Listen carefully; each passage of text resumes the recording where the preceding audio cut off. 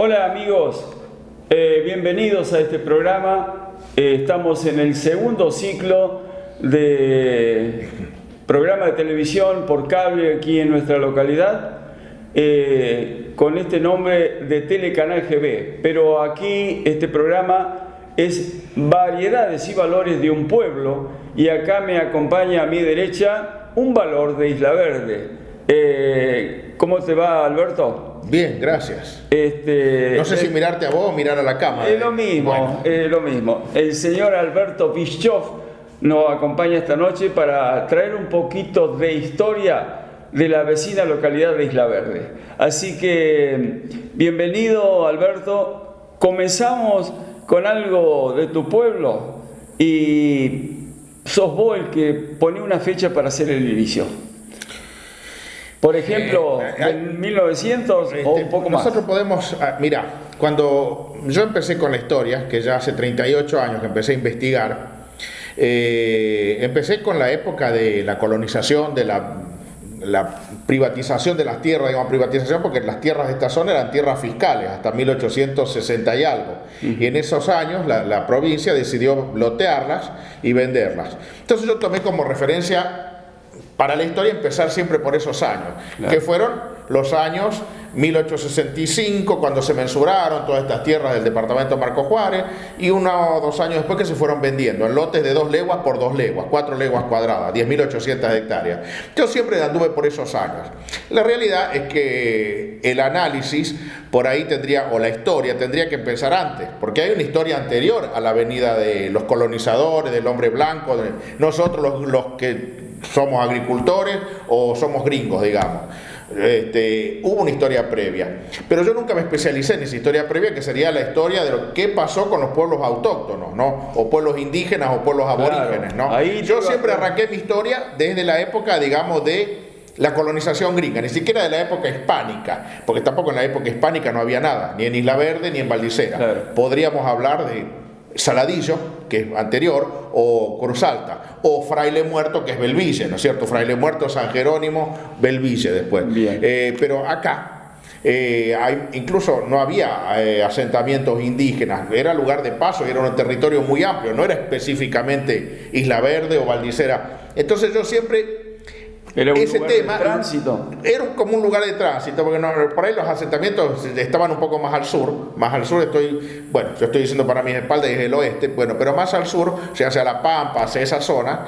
Pero como no es mi tema, yo nunca me especialicé en ese tema, yo siempre arranco con la historia, digamos, de nuestra civilización, o sea, de la civilización agrícola, del ferrocarril, de la civilización de la colonización, y de ahí en más. En algunos de esos años voy ubicando las historias. Perfecto. Otra cosa es el origen del pueblo, ¿no es cierto? Bien. Que muchas veces arrancamos la historia con el origen del pueblo. Yo siempre reconociendo que hay una historia previa, pero que no es mi tema de especialización. Perfecto. Mi investigación siempre se radicó desde la colonización agrícola, para decirlo de una manera, y el ferrocarril en adelante. Bien. Así que, bueno, primero tenemos que señalar o hacer saber que la mayoría de las personas conocen, pero vos venís de origen europeo. Claro, sí, sí, porque mi apellido es, en el caso nuestro, vino de Suiza, ¿sí? Para la mayoría de la gente es muy difícil distinguir entre un alemán y un suizo alemán. Los apellidos suelen ser los mismos, porque hay diferencias a veces, ¿no? El apellido Bischoff en alemán, es tanto de Alemania como de Suiza y de algún otro país germánico. ¿Sí? Muchos apellidos. Si a mí no me dicen fulano de qué país vino, si vino de Alemania, de Suiza, de Austria, de Alsacia, de Lorena, yo por ahí no sé, porque me suena a alemán.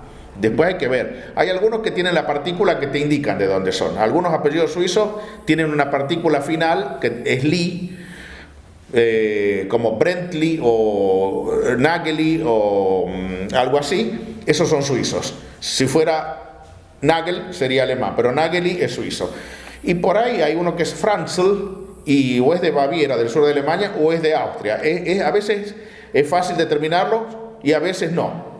En mi caso, si alguien dice de dónde viene un Bischoff, para decirlo en el lenguaje más común, no Bischoff o Bischoff, si no me lo dicen yo no lo sé. Los hay de Alemania y los hay de Suiza, y los hay de Austria también. Ah, mira. Porque es un apellido germano en general. Mi familia vino de Berna, o sea que de ahí tengo un poco gringo. De otra parte de la familia tengo algo de alemán también, por parte de mi abuela, que era hija de alemanes, puros los dos. Y por parte materna, piamontés, porque mi mamá es del Soglio, era del Soglio, o sea que el 50%, es más, mi segunda lengua fue el piamontés. Ah, mira. No fue el alemán de chico, porque mis abuelos no quisieron más hablarlo cuando intervinieron personas que no hablaban el idioma en la casa.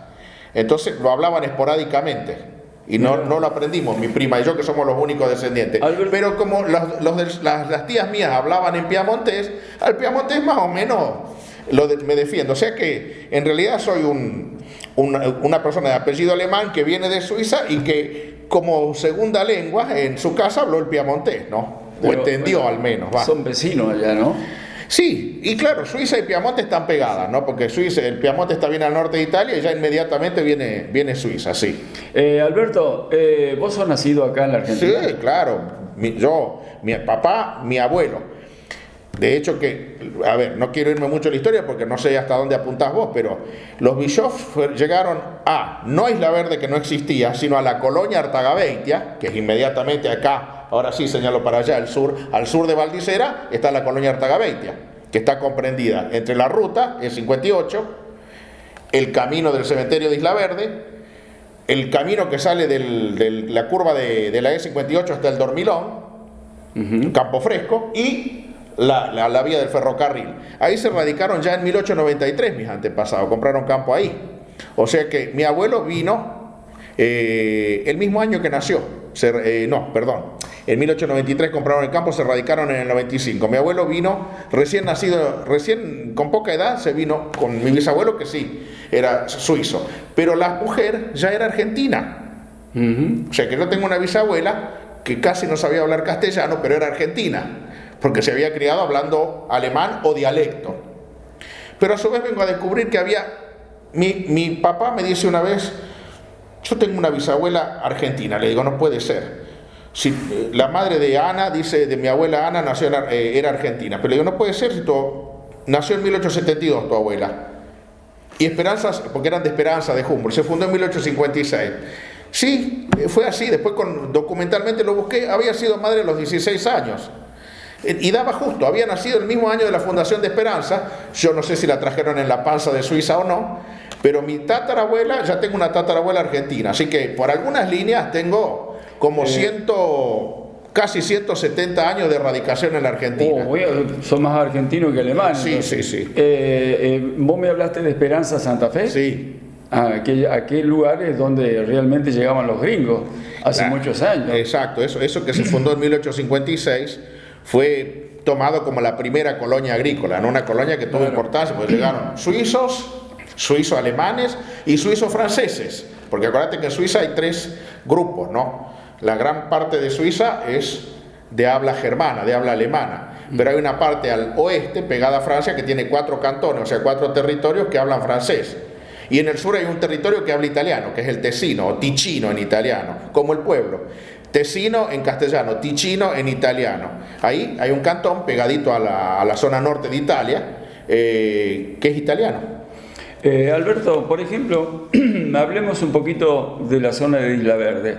Allí fue poblado por alemanes, ese lugar, y también por muchos árabes. Claro, en distintas épocas, es así. La inmigración se produjo de esta manera. La estancia Isla Verde, que constaba de 21.600 hectáreas. ¿Por qué eran 21.600 hectáreas? Porque eran 2 lotes, o sea, 2 suertes. A esos lotes de 2 leguas por 2 leguas que yo mencioné, eran 10.800 hectáreas, ¿no? Una legua no son justo 5 kilómetros. La legua que se usó acá es la de 5.196. Pero entonces, acá todo lo tenemos por 5 kilómetros. Lo redondeamos. ¿Por qué redondeamos? ¿Viste? Como cuando vos decís, pero sos grandote, tenés 60 años, y tenés 58, tenés 63. Sí. Pero bueno, uno redondea en el hablar. Bueno, esta casa me costó $50.000, o te costó 48.000, o te costó 50, pero uno redondea siempre. Y bueno, eran 2 leguas por 2, pero eran 2 lotes, entonces eran 8 leguas cuadradas. La legua cuadrada, cuando uno hace la cuenta 5.196 y lo lleva al cuadrado, casi está pisando las 2.700 hectáreas. Por lo tanto, 4 leguas son 10.800.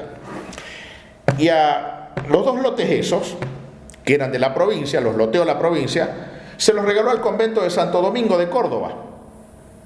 El convento inmediatamente lo pone en venta, porque estas tierras eran invivibles por las invasiones de los indígenas. No se podían habitar prácticamente, vivir en el campo era imposible, hasta que vino Roca e hizo la campaña del desierto, sin discutir si Roca fue malo o fue bueno. No se podía vivir en las estancias. Hay diferentes versiones. Se llevaban a las mujeres y a los niños, mataban a los hombres y se llevaban todos los animales.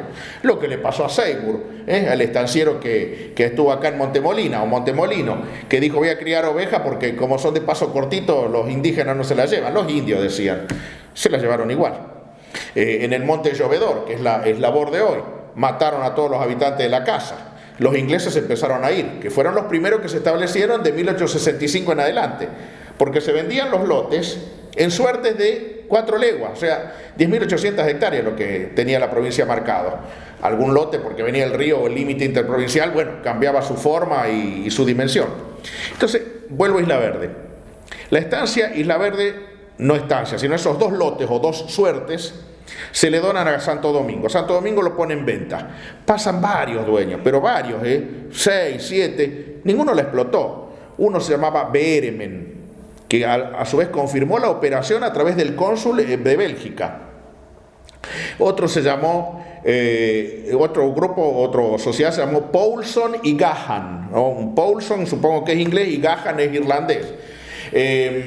Otro fue Beeremen, otro fue Eugenio Terrasson, un francés que también llegó a tener un frigorífico en San Nicolás, que se fundió con la crisis de 1890, pero ya no era dueño del campo, no perdió el campo en el tema frigoríficos.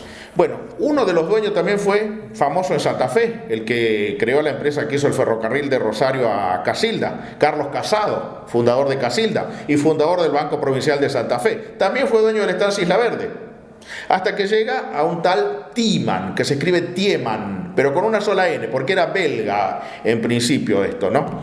Y después la compran los famosos alemanes, porque siempre se dijo la estancia Isla Verde era de alemanes, pero los alemanes que la compraron llegan en 1892 a comprarla. Claro, ellos venían... Pero ya habían pasado por un montón de dueños y aparentemente, ahora esto es versión oral, en 1885 se había radicado el primer mayordomo, o sea que se supone que la empezaron a explotar en 1885 a la estancia. Bien. Y el primer mayordomo era Eduardo Sur, un alemán radicado en el Uruguay, en la zona de Colonia, Nueva Helvecia. Se ve que Tiemann, o qué sé yo, la empresa, lo contrató y lo trajo. Cuando llegan los alemanes, que eran Engelbert, Hart y compañía, Engelbert es un nombre y apellido, no son dos personas, Engelbert sería Engelberto. Engelbert Hart y compañía estaba integrada por Engelbert Hart, Gustavo Hart y Hermann Krüger, eran los 3 dueños. Ellos compran en 1892. Ya estaba Sur ahí y quedó porque era paisano. Y la cúpula de las estancias alemanas siempre suele ser alemana, o sea, el mayordomo, el administrador siempre suelen ser alemanes, ¿no? Y quedó hasta 1910. Ese apellido está en Isla Verde todavía. Es uno de los apellidos, o el apellido más viejo de Isla Verde. Sin embargo, yo durante muchos años sostuve lo que se decía en el pueblo, que los primeros habitantes de la colonia fueron alemanes. Sí, en 1885 estaba Eduardo Sur no tuvo descendientes biológicos, tuvo una hija que adoptaron, pero vino otra rama de los Sur, pero vino unos años más tarde. O sea, la rama que hoy tenemos en Isla Verde vino más o menos en 1892 del Uruguay, ya con 9 hijos nacidos en el Uruguay. Eduardo Sur no tuvo descendientes, pero de las familias más viejas de Isla Verde por apellido podemos hablar de los Sur. Pero después, antes que todo el resto de los alemanes y suizo-alemanes que se radicaron en la zona rural, estuvieron algunos piamonteses, casi seguro como colonos de la estancia Isla Verde, todos muy vinculados entre sí. ¿Qué apellidos eran? Fundamentalmente el apellido Fava, que había hombres y había varias mujeres, que una se casó con Pacoto, otra se casó con Cucoti, eran todos colonos de la estancia Isla Verde para 1888 ya. O sea que antes de los alemanes y suizos que están al norte de Isla Verde, Colonia Artagabeitia, ya había colonos italianos radicados en la estancia Isla Verde, con un mayordomo alemán. y luego ya dueños alemanes. Porque acordate que yo dije, 1885, la versión oral es que se radicó. Y en ese momento... Y 1888 ya hay registro, por ejemplo, una Cucoti nació teóricamente en la estancia Isla Verde en 1888. Yo no puedo saber dónde está anotada y no lo puedo documentar. Y ella sería hija de una Fava. Los Fava eran piamonteses, los Cucoti eran piamonteses, los Pacoto eran piamonteses, Bertello eran piamonteses y estaban o eran muy amigos o emparentados. Pacoto, no Bacoto. No, Pacoto, un apellido que ya no existe en Isla Verde, hay descendientes en Córdoba, hay una rama de Pacoto en Isla Verde, pero por parte materna. Pero son descendientes en definitiva de los Fava. Lo mismo que la actual intendente, Patricia del Soglio, su abuela era Cucoti y su bisabuela era Fava. Y esa gente era ya en 1888, 1890 colona de la estancia Isla Verde. Toda esa gente ya era colona. O sea que hubo un mayordomo alemán. ¿Quién trajo esos colonos? No sé, pero probablemente ese mayordomo alemán, con un dueño belga, esos 7 años. Después ya vinieron los dueños alemanes. Eso al sur de Isla Verde, esos 2 lotes. Perfecto. Que hacían una estancia de 21.600 hectáreas, 8 leguas cuadradas. Al norte, otra colonia de 2 por 2, de 2 leguas por 2 leguas, 10.816 hectáreas tiene esta colonia, la compra un inglés. Este inglés se llamaba Charles Brenner Crabbe. Crabbe, lo digo para que el que no lo leyó, se escribe con K, R, A, B larga, E. Y E con acento. No es inglés. En inglés no existen acentos. Parece que el apellido es danés, pero se habían radicado en Inglaterra. Vinieron como ingleses ya. Habrían nacido no sé cuántas, una o más generaciones en Inglaterra. Por lo tanto, vienen como británicos, como ingleses exactamente. Charles Brenner Crabbe compra esa suerte al gobierno de la provincia de Córdoba, porque así como la del sur la habían donado, las demás suertes se vendían en remates públicos. Había, digamos, algo así como un ministerio de finanzas o de Hacienda, pero no Hacienda como ganado, sino de manejo de fondos, ¿no? Como se le llamaba antes al Ministerio de Hacienda, no era un ministerio de ganadería, sino un ministerio de finanzas. Hacían remates públicos y la mesa de Hacienda de la provincia de Córdoba sacaba los lotes a remate. Y los que compraban un lote de 10.800 hectáreas, 4 leguas. Lo digo varias veces para que nos quede el concepto. Y este lote lo compró a través de Santiago Temple en inglés, que fue un tipo que hizo algún ferrocarril, etcétera, y hay un pueblo así por ahí por el departamento San Justo o Río Primero. A través de Santiago Temple compra este inglés, que tenía negocios en Buenos Aires. Muere él unos años después y le toca a su hija, que se llamaba María Elena Crabbe de Williamson, casada con un escocés de apellido Williamson, que era un comerciante en Buenos Aires. Y ella, a su vez, después de heredarlo varios años después, en 1884, se lo vende a los Artagabeitia. Estoy hablando, insisto, de lo que es la parte norte del pueblo de Isla Verde, o sea, del ferrocarril para el norte, el pueblo está sentado sobre la colonia Artagabeitia. Del ferrocarril para el sur está sentado sobre la colonia Isla Verde. ¿Y eso, por ejemplo, llegaba hasta donde está tu campo? Claro, en mi campo termina la colonia Artagabeitia y empieza, como le decían antes, el campo de los vascos, ¿no? El campo era de los Jauregui Alzo, los Uriaga, o bueno, cual fuera de ellos, ¿no? Justo en mi campo termina. O sea que si uno agarra en la curva de Valdicera y baja, la curva de la E58, va derecho al campo mío. Y esa es la separación entre la colonia Valdicera y Artagabeitia, o después el campo vasco, como le solían decir, y Artagabeitia, que también eran vascos, ¿no? Y desde allí hasta la localidad de Isla Verde son 10 kilómetros. 2 leguas. Claro. Tendrían que ser 10.400 metros más o menos. Claro. Son 8 lotes y cada lote tiene 1.299 metros. Si vos multiplicás 1.300 por 8 te da 10.400. Para dar una orientación a la gente de la zona, desde tu campo ¿llegaba hasta la ruta eso? Claro, la colonia Artagabeitia llega hasta la ruta. Ah, bien. Sí. De hecho que es la ruta, mira, son 64 lotes. La colonia se dividió en 100 cuadras. Son 6.400 cuadras. El lote, y están numerados los lotes, lo voy a mirar para que la gente me entienda, están numerados así, como en zigzag, del 1 al 8, del 9 al 16 y así.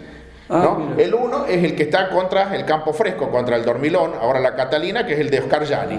El 2 es el de Alchapar, el 3 y el 4 son míos, el 5 es una parte mía y después sigue, donde estaban, también el 5 es donde estaba Pepe Storani, y después siguen los campos que era de Frío, y el 8 es el que está justo en la curva. Viene el 9 y termina en el 16, que es el de Palena, el de donde está la escuela. Y así siguen, e Isla Verde está sentado en el lote número 62. El pueblo está sentado sobre el lote 62, que justamente era de Eduardo Surer, que fue mayordomo de la estancia. Luego viene el 63, que es el campo de Stutz, la curva, y el 64, que es el que está al frente del cementerio, el campo de Meneguzzi. Así se cumplen los 64 lotes. Bueno, qué historia, ¿no? La verdad que apasionante todo lo que traes vos, porque tenés un conocimiento enorme, y con tu relato llegamos hasta más o menos el 1900. Claro, todavía no arrancamos con el pueblo. Eso, el tema. Yo hasta creo ahora estuvimos con la colonia, con las colonias nada más. Muy bien la introducción para llegar al objetivo. Lo que pasa es que acá lo vamos a tener que fraccionar a esto, porque esto va a ser muy extenso. Además, tengo entendido, Alberto, que vos nos va a traer más tiempo con notas de este programa Variedades y Valores de un Pueblo. La pucha, si sos un gran valor vos de Isla Verde. Bueno, ¿y cuánto conocimiento nos va a dar? Gracias por el concepto. Sucede que son 37 años de bucear datos, ¿no? Y de andar en archivos, pero también permitime esto. Desde el 87 hasta ahora, tengo más o menos 200 cassettes grabados, de los cuales creo que solamente quedan vivas 2 personas. He viajado por todo el país buscando gente de Isla Verde. A veces a propósito, como que me he ido de Isla Verde a Trenquelauquen, entrevisté a una persona 2 horas y me vine. Y a veces, por ejemplo, nosotros íbamos a Buenos Aires, lo tenía una tía y me quedaba 10, 12 días en invierno. ¿Y sabes qué hacía previamente, antes que no había estos sistemas de comunicación, 30 años atrás? Vos tenés que hablar con fulano, me decía alguien de Isla Verde, con mi primo. Dale, dame la dirección. Le escribía y le decía, mire, yo voy a estar así, soy fulano, para identificarme, porque ya había inseguridad. Llegaba allá, le hablaba por teléfono, mire, estoy acá. Estoy en la casa de mi tía. Ah, vos estás en la casa de la Victoria. Bueno, listo. ¿Qué día nos encontramos? Bueno, y así grabé a gente, te digo, en Santa Fe, en Rosario, en Buenos Aires, en Bariloche, en Trenquelauquen. O sea, vos calzabas el grabador y me iba. Y íbamos a Buenos Aires a pasear, entonces íbamos al cine, al teatro, llevábamos a las chicas a algún espectáculo infantil, porque eran las vacaciones de invierno, salíamos a comer, hacíamos turismo, cultura, gastronomía, y yo me dedicaba 2 o 3 tardes a entrevistar gente. Te digo más, tuve mayor éxito, por ejemplo, recolectando fotos. Yo empecé a recolectar fotos antes de fundar el museo. Recolectando fotos afuera que en Isla Verde, porque el que está en Isla Verde por ahí las conserva. Me pasó 3 o 4 veces, por ejemplo en Buenos Aires, una persona me dio 114 fotos. Y le digo, ¿pero usted se queda sin ninguna? Sí, porque mis hijos ni saben dónde está Isla Verde. ¿Qué van a saber de mis tíos, los Sastres, Lanfranco? ¿Qué van a saber de los fulanos? ¿Qué van a saber de Megano? Llévatelas a todas. Dice, yo fui con tu mamá a la escuela, eran de la clase del 34. O sea, dice, y vos la vas a conservar en Isla Verde. Fui de unos primos de ellos y también me hicieron lo mismo, 117 fotos. O sea que ahí nomás junté 230 fotos en 2 familias. Fui a Bariloche y había fotos de la estancia Isla Verde de más o menos 1890 y pico, de yerras hechas a lazo, sin instalaciones, como se hacía antes la yerra, a lazo y pialaban, volteaban a campo abierto. Más o menos 1895, 1897 la foto. Después fotos hasta de un militar alemán que pasó por la estancia Isla Verde de visita, fotos del casco de la estancia de 1905, cuando el casco se muda, porque el casco estaba original cerca de Progreso. Y después cuando se hizo el pueblo, al casco en 1904-05 lo mudan al centro geográfico de la estancia. Sería donde... de Isla Verde, 5 kilómetros al sur. Había sido propiedad, esa parte chica, por lo menos, del casco de Paganí.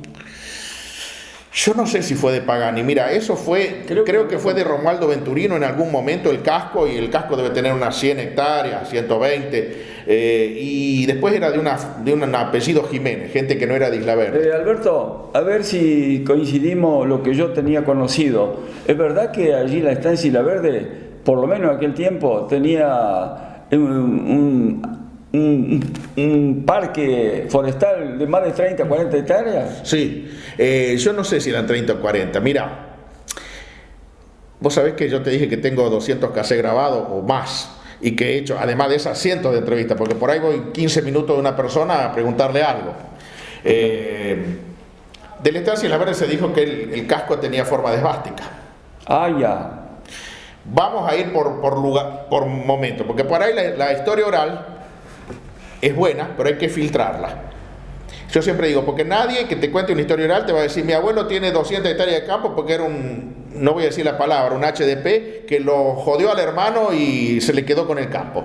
Nadie te va a decir, mi abuela tuvo hijos de 3 tipos distintos, no, era una santa católica, una gringa trabajadora, y mi abuelo un gringo trabajador que todo lo que hizo lo hizo puramente.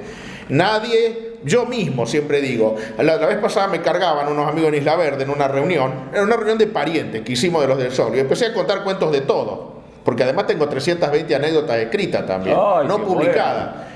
Y de la familia del Sol, entonces la familia de mi mamá me se los cuentos y las anécdotas de todo. Y una Pacoto de apellido me dice, pero querido, me dicen joda porque es muy allegada y además fuimos juntos a la escuela. Dice, vos contás las macanas de todos los demás, pero las de tu rama no las contás. ¿Sabe? Le digo, Laura, ¿qué pasa? Que probablemente las de mi rama no me las contaron. Porque mi abuelo o los hermanos contaban la macana que se mandó aquel primo, aquel tío, pero las de ellos no las cuentan. Pero Alberto, y si mi papá o mi abuelo tuvieron el campo porque estafaron a alguien, seguro que eso no me lo dijeron. Entonces uno conoce las macanas de los demás y por ahí no conoce las de la propia rama. Entonces con la historia oral hay que tener ese cuidado, que primero que hay cosas que uno por cuestión de que ha pasado de boca en boca hay errores, la mente también comete errores y ubica mal las cosas. ¿A qué voy con esto? Que el casco de la estancia Isla Verde, como decían que tenía la forma de esvástica en los árboles, se hizo en 1905. En 1905 no había existido todavía en Alemania el nacionalsocialismo, que nació en los 20. En 1905 Hitler era un muchachito de 16 años, supongo, porque creo que nació en 1889. Entonces, en ese momento no puede haber tenido forma de esvástica, pero la pudieron haber hecho después. O sea, tenían un monte y le agregaron las patas. Pero ¿quién me lo pudo verificar? Nadie.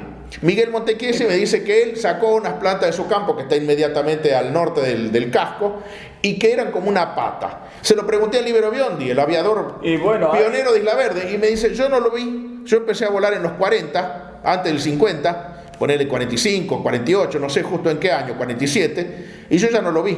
Si lo habían sacado o no. Dice, sí, había como una cruz, pero no tenía la vueltita, las 4 vueltas que tiene, o sea, digamos, no sé si me entienden. Era como una cruz cristiana, dice lo que había. Si habían sacado, o sea que si en el 40 y pico ya no existía, y en el 5, o sea, si eso lo crearon, lo tuvieron que haber hecho. En el 20, redondeo, sí. En el 20, 25 y en el 40 no existía más. Me parece que es una versión antojadiza.